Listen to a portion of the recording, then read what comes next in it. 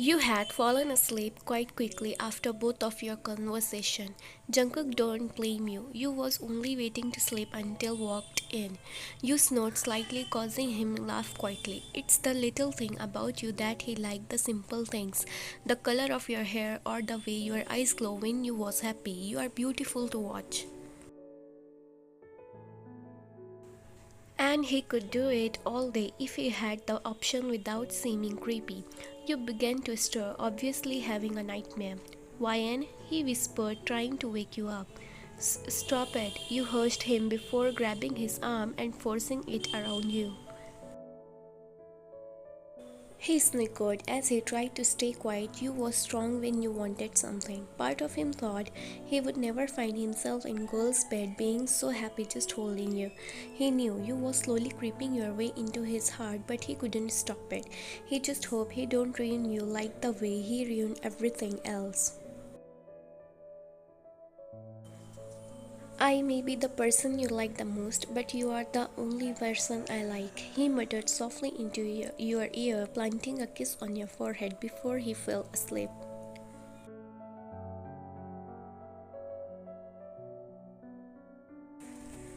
Jungkook had woken up before you and grabbed his journal from his room before climbing back in the bed beside you and started writing. She looked so peaceful. I told her she was only the person I liked last night. She was asleep, but I still told her baby steps after all.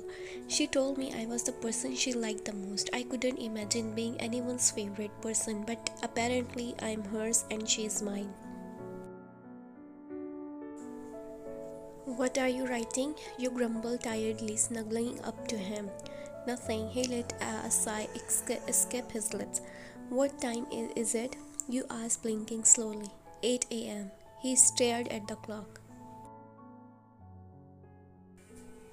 Oh, you mumbled, emotionless. Your breath hitched like you wanted to tell him something, but you didn't say anything. Thanks for not being an Jungkook, you finally mumbled. I'm an? He muttered confusedly. Not to me, but why me? You almost whispered. Why what? He answered, confused again. You wasn't making sense. Plus, he had no idea what you going to ask. Why do you want to marry me, all of all people? You replied with a sad look on your face. He had to think about this. Why was it you? You are stunning, but it wasn't your looks.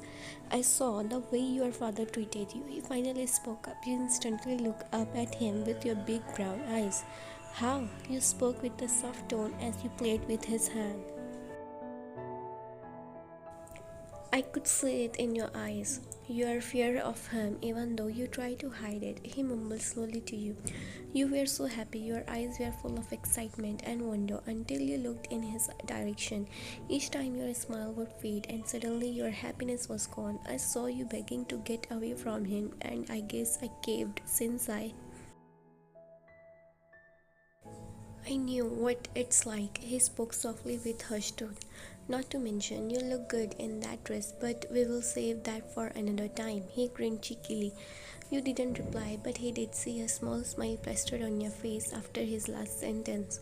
He was killing me slowly and draining me mentally, you uttered with your eyes closed. While you lay on his chest. Was it only you? He asked, hesitant to upset you. Yeah, most of the time, the odd one out. You shut your eyes, trying not to remember the painful memories. He won't ever get to lay another finger on you or any man for that fact as long as I am around, he stated protectively. You sat up, breaking your contact. He instantly felt the need to keep you by his side, longed for your touch. He have been so afraid to kiss you because he know when he do another woman will never be able to take your place. So, in other words, you are all I need, you mumbled sarcastically with a smile. Exactly. He pulled you back onto the bed. He flipped you so he was on top of you. You let out a laugh, slip making him smile. He ran his finger along your stomach as he shut his eyes, taking in the feeling of both of your touch. He placed his hand on your hip and you look up at him with your innocent eyes shining with desires. No, he glared at you. Why not? You pouted. I don't deserve all of you, he admitted, running his finger on your bottom lip. Not yet, at least. He stroked your cheek. You look slightly disappointed as you lean into his hand. It's nice to know you want him, though. Okay, you nodded. For now, we can do this. He kissed your neck roughly while holding onto your waist. A moan escaped your lips. You blushed slightly as his hand moved up to your t-shirt. That's when he realized you didn't have a bra on. We probably shouldn't. He stared at you with lustful eyes. But we should. You smirked while waiting for him to continue. I feel like you are kinkier than me, he questioned you with a glare. A evil grin appeared on your face. It's always the innocent ones. He raised his eyebrows while shaking his head. What turns you on? He asked curiously, hovering over your body.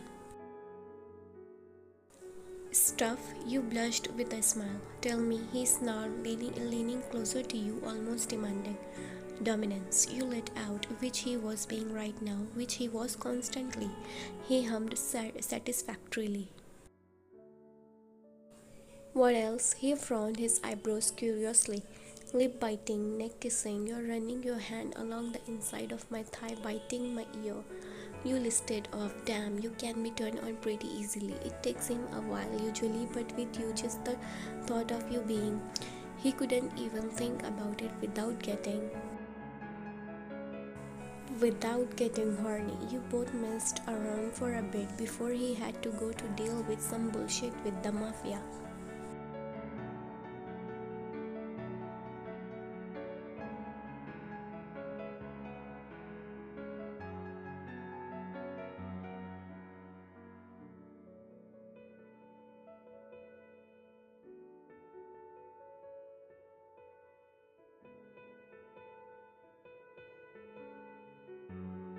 Jungkook had to go to work, leaving you horny and alone. It was so boring since Jungkook took your phone when you was first living there and still hasn't given it back. You went through most of the day walking around and talking to a few of Jungkook's bodyguard, especially Terry. You liked Terry, he was cool. Suddenly there was a knock on the door. You peeked your head around the corner. No one usually knocks, they all just stroll in as if they own the place. You peeked your head out of the window to see Ginny, Lisa and Rose standing at the door. You don't like these girls, but you can't just speak to Jungkook all the time, you would go crazy. You open it, hopefully Jungkook won't be angry. Come on, girl. We are going clubbing. Lisa cheered while dancing, making you laugh. Tonight? You questioned. Yeah, Jenny nodded persistently. I don't know. You sighed, knowing Jungkook wouldn't let you go.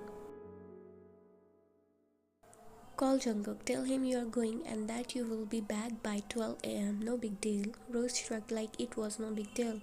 He's protective. You struggle to make up excuse on the spot. Call him. Lisa went, practically dragging you to the phone.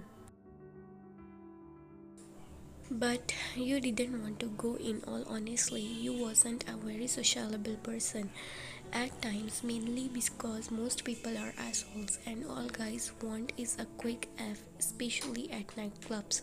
I don't have a dress, you mumble, trying to think of excuses. I bought you one. Jenny pulled a small dress out of her bag. I don't have my hair done, you shrugged. Lisa is a professional hairstylist, Rose chirped from behind Ginny. I don't have my makeup done, you grumble, knowing you would have to go now. You don't need makeup, Lisa squalled at you. Go, call him, Ginny assured you into the kitchen. Where's your phone? Ginny asked, looking around. I don't know, I lost it ages ago. You lied. One of Jungkook's bodyguards took it off you before you got into the house when you first come here. Jungkook's order, of course. Oh, well, use this. Jenny handed you the house phone. You could feel a pit growing in your stomach as you dialed Jungkook's number.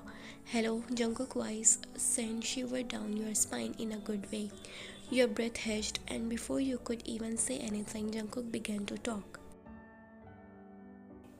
Ryan, what's wrong? His tone sounded frustrated. You don't sound happy. I'll call back some other time. You question. It doesn't matter. Go ahead. Jungkook grumbled into the phone. The girls want me to go to a nightclub with them tonight. You muttered quickly waiting for Jungkook to say no so that you could go back to waiting for something else to happen during the day. Go ahead, one rule bring a security guard. Jungkook's voice became angry before hanging up the phone. There were odd noises in the background. He sounded busy. Busy enough without you disturbing him. You sigh reluctantly, hanging up the phone. Now you have to go because you just know the girls were listening to that. He said yes. Rose grabbed your arm while cheering. You shook your head as you stared at the phone.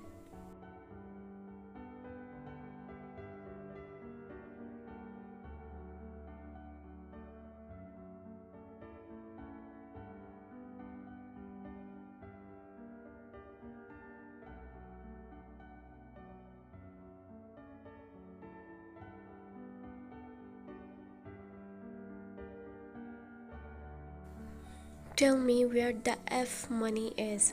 He snarled viscously at the guy sitting in the chair, roughly grabbing his shirt that was stained and worn out. I don't know, he muttered with the little energy he had left from his relentless beatings. He impatiently watched the blood drip out of his mouth.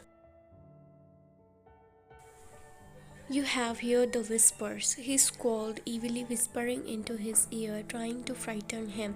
He could be frightened if he isn't already. Jungkook's patience was wearing thin with him.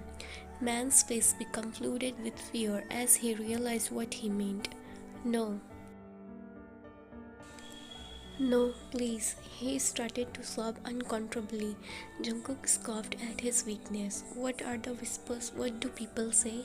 He questioned sadistically, waiting for a response. Jungkook liked to be updated on what is going around about him. They say you like to play with fire. The guy whimpered. Please. He begged for mercy, but mercy does not exist in Jungkook's mafia or most mafias for that matter. Jungkook do not forgive and he do not forget when someone crosses him. Forgetting makes you a fool. Okay, he stared around the dark room that never got any source of light. You are pissing me off. Begin talking now, he demanded, frustrated. I wasn't close with Hayes, I keep telling you, the man begged Jungkook to believe him. Jungkook rolled up his sleeve as he let out a fed-up sigh. His fist collided with the guy's face for a third time, that one hurting his hand. He winced in pain, repeatedly clinging to the chair. Jungkook stared at his knuckles in disgust that had blood covering them. Tell me what you know. This is the last time I am asking, he demanded blatantly. I don't know anything. He broke down into tears once again before Jungkook shut his eyes, trying to control his anger. Get the blowtorch, he commanded the guard standing in the corner of the room, who instantly did as he asked. He handed him the blowtorch. Jungkook turned it on and watched the blue flames lighting up the dim room with the man watched in absolute fear. The guy yelled with fear as he tried to force himself out of the chair, only to be held back by his own hands and legs being bound to the chair. This can be easy, don't make it hard on yourself, he grumbled, trying time fix the blowtorch to the right temperature. The guy screamed in terror. Boss, someone interrupted him, forcing him to turn around. There's someone calling you from your house. One of his men got the courage to speak up. For F's sake, he eventually hung up the phone. It was you asking if you could go out. He didn't care as long as no other guy laid a hand on you. Tell Terry to watch my girl, he informed one of his guys before getting back to his business. He hovered the blue flame from the blowtorch above his hand, slowly inching it closer. It's in the farmhouse, the guy finally cracked. See, that wasn't so difficult. He smiled sarcastically before showing the look of fury in his eyes. No fire? The guy asked, relieved as Jungkook dropped the blowtorch carelessly on the ground. No, but that doesn't mean you get to live either, he mumbled, the man only realizing what he said before snapping the guy's neck. Bit harsh, boss, one of his men commented. He was pissing me off, definitely doesn't get special treatment. Jungkook replied back with a cold tone while rubbing the blood off his knuckles with a cloth. Look up locations of farmhouses in the area, he commanded, walking out of the room.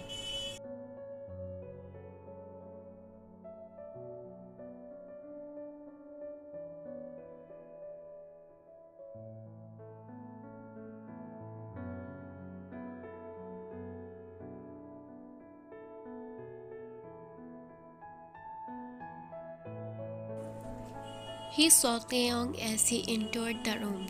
Jungkook, Taeyong said happily. Taeyong, he said with a serious tone. You seems to be in a bad mood, so I'll tell you later, Taeyong commented, patting